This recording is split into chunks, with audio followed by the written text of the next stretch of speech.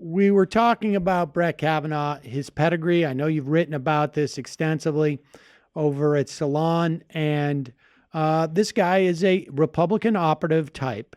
Now, I've had, I don't want to say a suspicion, but I've had questions, and I've talked to Ryan Grimm about this, as to, what are the chances? Like, what's the real Republican perspective on this? Now, I think, as the week has gone by, it's become clearer and clearer that the Republicans are scared of all this, and they would, much rather none of this came up. Although I wonder, because we're looking at two scenarios here, right?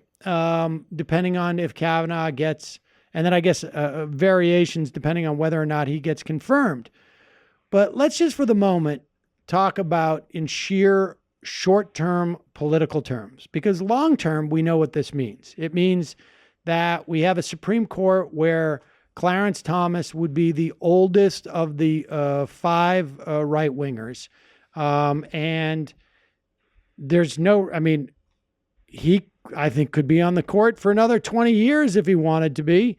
And if he didn't want to be, there's no reason why he can't announce in, January, I'm stepping down. If the Republicans still control the Senate. He's 70 years old. Maybe 20 years is too long, but him staying on the court for 10, 15 more years, not hard to imagine. But so the implications of this long-term politics are big, but short-term, midterm, let's break this down. First off, do you think that Kavanaugh gets confirmed if Dr. Ford does not testify? Yeah, probably. I think if she doesn't testify, and I'm pretty sure I heard Collins and Murkowski both say that, that she has to testify or they're going to vote to confirm, which kind of gives away the game, right? Yep. Obviously if they're saying that, then they've resolved whatever other questions were out there. And this is the only thing that's hanging him up. So I don't think that the Republicans want her to testify. If that's the question, I don't think so. I think they would like for her not to testify. And I think that then they will hold their hearing, they will hold the vote, and that he will be, it's going to be a sheer party line vote. Right. No of doubt course. about that. It looks as, McCaskill, she came out and said that she's not going to vote for him. I think that the red state Democrats, it appears anyway, we don't know for sure, but you've got Doug Jones, there are others who could be making the opposite argument for them. Like Jones could be saying, because he's not up for until 2020, but right. Nonetheless, he could be one of those guys who could be making the argument, the president has a right to select whoever, the usual nonsense. And he's not doing that. He's saying that, he was a prosecutor, that this woman should be heard, et cetera, et cetera. So I assume that the Democrats are going to hold tough, but it sure looks to me like McCaskey and Collins are, they're gone. Now, I see no evidence otherwise. Now, and of course, over this weekend, we could see television appearances that could change the tenor of their disposition. Because we should say, right, Brett Kavanaugh, he can't go on television. If there's a late breaking news that Blasey Ford is going to go on to 60 Minutes, let's say, or 60 Minutes. Find some other people, right? This could all change, we should say, and is not contingent upon her testifying on Monday. But let's say for a moment that she does. So how does that impact the elections? Let's say she does not testify. How does the Republicans on a party line voting to put Brett Kavanaugh on the court with this accusation out there, basically unexamined, right? Even if the victim has said, I don't want to go in this situation, without there being an investigation, blah, blah, blah. And they basically say, okay, then we won't hear from you. You still have a situation where this accusation is fundamentally unexamined by any investigators because the Republicans won't have the FBI look into it. I mean, what implications does that have for midterms? Does it have any? Well, I mean, are those people already riled up or what?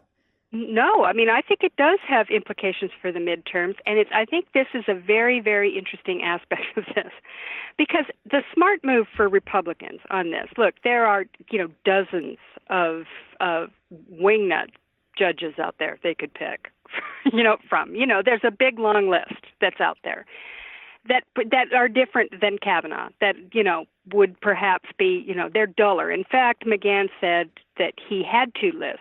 The ones that McConnell wanted to choose from, which were sort of, they were the kind that didn't have long paper trails. They're very sort of, milquetoast personalities, people that could pass easily, and you really couldn't really nail them down on anything, right? And this would be just a pro forma confirmation, and they'd be good to go. There was another list of people, what McGahn termed were interesting, which had a big paper trail, and that's why I think this was a signal to the conservative movement.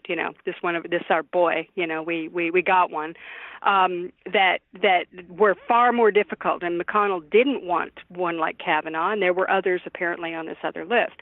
In any case, I think that the Republicans, for whatever reason, and they're kind of buying into this Trumpism that I think is going to be their Achilles heel. At least I'm hoping that it is.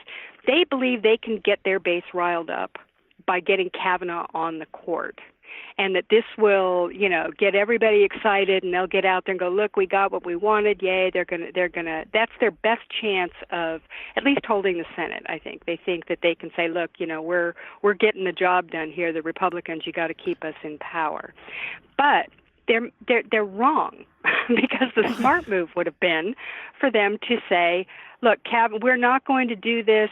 Judge Kavanaugh, great guy. You're on the district court, but with these kind of allegations hanging out there, it's just not fair to women. And we do care about women. We really, really do. So, Mr. President, you need to nominate somebody else. And had they done that, it would have turned the whole thing upside down. Democrats would have been completely, and they would have been able to confirm the next guy in a week. I mean, or Right. however long it takes to do the background, to do whatever. But it would have happened, instantly. And they could have done it in the lame duck, and everybody would have gone, well, that's legitimate. And that would have been that. And they could have, allayed this anti-woman thing. They're doubling down on this Trump, Roy Moore, women, war on women thing, because apparently they really believe that is what the American or what their base really loves. And I guess we're going to find out, because from all the polling shows that Republican women, especially the college-educated Republican women, are leaving the party in droves over this stuff. They can't stand it. And they may find that this was a huge, huge mistake. And it's weird because they had an opportunity to actually put on a big show about how much they care. And it's, it's weird. This is a fascinating point. I want to take a break. We'll come back. I want you to continue this point, because I think, like, even to a certain extent, I think you're even understating the delta between how advantageous it would be for them to boot Kavanaugh at this moment. And I mean, to the extent that, like, I was, very curious as to who leaked this letter, because it may be too tricky by half. But all right, well, I want to continue asking you about that and get a sense of more when we return. I'm Sam Seder. This is Ring of Fire Radio. I'll be right back with Heather Parton, or as you may know her, Digby.